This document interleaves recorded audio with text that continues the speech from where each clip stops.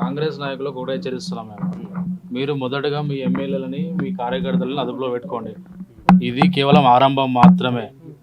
కాంగ్రెస్ ప్రభుత్వం వచ్చినప్పటి నుంచి మన తెలంగాణ రాష్ట్రంలో ఇంతకుముందుకున్న బీఆర్ఎస్ గవర్నమెంట్ కానీ ఇప్పుడున్న కాంగ్రెస్ గవర్నమెంట్ కానీ ఇదే విధంగా ముత్యాలమ్మ గుడి అయితే కానీ ప్రతాప్ సింగరణ గుడి అయితే కానీ చెంగిచెర్ల ఇష్యూ కానీ ఇట్లా నువ్వు రాష్ట్రంలో తీసుకుంటే దేశంలో ఎక్కడ లేని విధంగా తెలంగాణ రాష్ట్రంలో హిందువులపైన దాడులు జరుగుతున్నాయి. నువ్వు ఒక ఎమ్మెల్యే అయి ఉండి నీకు ప్రజలు అంత మెజార్టీతో గెలిపిస్తే నువ్వు మతాల మీద మాట్లాడాల్సిన అవసరం ఉంది? నీకు తెలియదా? కాంగ్రెస్ ప్రభుత్వం ఏం చేస్తుంది? పోలీస్ డిపార్ట్మెంట్ ఏం చేస్తుంది? ఇలా దొంగలకు లూటిదారులకు అందరికీ కాపలా కాస్తారు. ఇలా మేమేం దొంగతనం చేసి లంచాలు తీసుకొని పోలేదు, మేము జైలుకి ఇలా హిందుత్వం కోసం పోరాడబోతున్నాం. ఈరోజు మేము బతికిన హిందుత్వం కోసం బతాం, సచ్చిన హిందుత్వం కోసం చచ్చిపోతాం. చెర్లపల్లి జైలు రిలీజ్ అయితే ఏం అవసరం అండి సిపి గారికి అంతమంది పోలీస్ డిపార్ట్మెంట్కి? మీడియాలను బెదిరించి కార్యకర్తలను బెదిరించి అందరినీ లోపల జైలు అరెస్ట్ చేసి ఇలా మమ్మల్ని ఇంటికి పంపిస్తారు. ఏం తప్పు చేసినాం మేము? దమ్ముందా మీకు? హైదరాబాద్లో ఎంతమంది రోహింగ్యాలు, ఎంతమంది గుస్పొట్టిగాలు, ఏం చేస్తుంది పోలీస్ డిపార్ట్మెంట్? చేతులకి మేము వేసుకుందా? లోకల్ సిఐ ఏం చేస్తుండు? ఇక్కడ చూసినాం మనం చెంగిచెర్ల పిట్టల బస్తీలో ఏం జరిగింది? ఎన్నిసార్లు దాడి జరిగినాయి? ఎన్ని దేవాలయం మీద దాడి జరుగుతున్నాయి? ఎన్ని గుడ్లు కొడుతురు? వీటి మీద స్పందించని డిపార్ట్మెంట్ కానీ కాంగ్రెస్ గవర్నమెంట్ కానీ ఈరోజు హిందుత్వం కోసం పనిచేసే నోటీసుల బల్జీ కొట్టుకుంటున్నారు మందుల సమయంలో.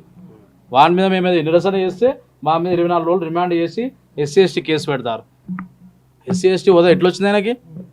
ఏ బేసిక్ ఎస్సీ ఎస్టీ కేసు పెట్టరు మీరు? ఆయన ఒక బీసీకి సంబంధించిన క్రిస్టియన్ కన్వర్ట్ అయినప్పుడు బీసీకి సంబంధించిన రాజ్యాంగం చెప్తుంది. అంబేద్కర్ గారిని మీరు గౌరవిస్తారు కదా, మరి మీరు మాట్లాడుతుంది ఏమైంది మీ రోజు? మరి ఇప్పుడు ఏం లేదు, మందుల సమయాలకి మొన్ననే స్టార్ట్ అయింది. ఇప్పటి నుంచి ఆ నియోజకవర్గం వైపు పనిచేస్తాం.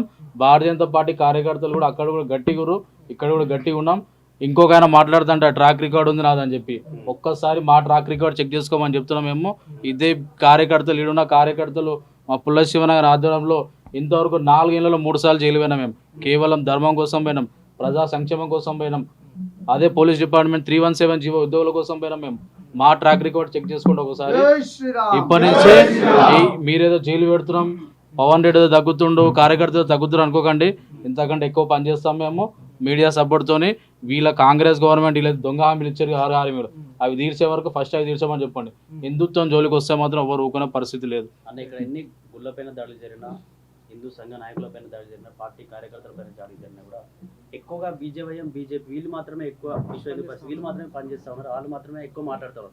హిందూ ప్రజలు ఎందుకు ఏకం కాలేకపోతున్నారు? అలా కావడానికి మీరు ఏం చేయబోతున్నారు? ఏం చేస్తారన్న మరి? హిందూ ప్రజలు బయటకు వస్తే ఇవాళ నా కోసం లేకపోతే మా అందరి కోసము చెర్లపల్లి జైలు కాడ ప్రేమతోనే అందరు కూడా వచ్చారు. వాళ్ళందరినీ ప్రివెంటివ్ అరెస్ట్ చేసి భయభ్రాంతులకు గురి చేసి నువ్వు చెర్లపల్లి నుంచి చెంగిచెర్ల పర్వతపూర్ వరకు దారి పొడవును పోలీసులు పెడుతున్నావు అంటే నీకు ఎంత భయం చుట్టుకుంది మా మీద? మేము భయపడుతుండొచ్చేమో, మా కార్యకర్తలు భయపడుతుండొచ్చేమో, మేము భయపడే పరిస్థితి లేదు. ఇంతకంటే ఎక్కువ చేస్తాం, మీకు ఛాలెంజ్ చేస్తున్నాం, మీ మీడియా సాక్షి చెప్తున్నాం మేము. ఇప్పుడు ఏం అయ్యేదేం లేదు. పీర్జాదిగూడలో ప్రతాప్ సింగర్ నారపల్లిలో మేడ్చల్ కాన్స్టిట్యున్సీలో చాలా మంది రోహింగ్యాలు వచ్చి ఉంటారు. పోలీస్ డిపార్ట్మెంట్ నేను సవాల్ విసురుతున్నా, కాంగ్రెస్ గవర్నమెంట్ సవాల్ విసురుతున్నా. మీరు వాళ్ళని పంపించే దమ్ము మీకుందా? లేకపోతే ఇదే కార్యకర్తలు మేము వాళ్ళ ఇంట్లో పోయి తీసుకొచ్చి బయటికి పంపించాలా? మీ ద్వారా తెలియజేస్తున్నాం. వాళ్ళని అడిగాను పోలీస్ డిపార్ట్మెంట్ని. ఇది మాత్రం ఆగదు.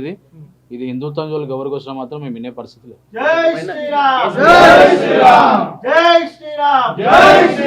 కేసు క్లియర్ అయిపోయిందన్న మళ్ళీ ఏమన్నా వెళ్ళే ఛాన్స్? కేసు బెయిల్ వచ్చింది, పేచీకి తిరగాలని చెప్పారు. తిరుగుతాం. కేసులు కొత్త ఏం కాదు, జైల్లో కొత్త ఏం కాదు, లాఠీలు కొత్త ఏం కాదు. మేము ఎన్కౌంటర్ అయినా సిద్ధంగా ఉన్నాం హిందుత్వం కోసం పనిచేయడానికి. జరిమానా కూడా వేసినట్టున్నారు ఇద్దరికి. జరిమానా ఏం లేదు, పూచికత్తు. థ్యాంక్ యూ అన్న. జై శ్రీరామ్.